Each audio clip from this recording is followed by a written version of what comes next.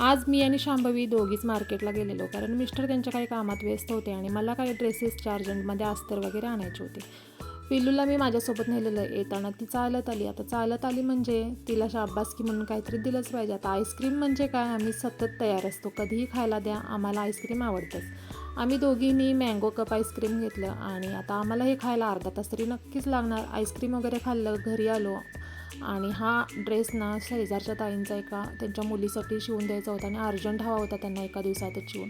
आता हा ब्लाऊज छान असा शिवून तयार झाला आहे. त्याच्यानंतर मग खालचा लेहंगा शिवायचा होता, ते शिवलं. आता हा साडीचा लेहंगा शिवताना सगळ्यात कंटाळवाणं माझं काम म्हणजे ह्या प्लेट्सना इस्त्री करणं, आणि इस्त्री केल्याशिवाय घागऱ्याला लूक काही चांगला येत नाही आणि प्लेट्ससुद्धा चांगले दिसत नाहीत. आता हा इस्त्री करून घेतल्या, पहा किती छान प्लेट्स पडल्यात. आणि अशा प्रकारे दिवसभरात हा घागरा आणि चोली त्याची स्टिच केली. कसा झाला कमेंट करा. नंतर मग छान असा चहा घेतला. असा होता माझा आजचा दिवस. पुन्हा भेटूयात मिनी ब्लॉगमध्ये. तोपर्यंत बाय.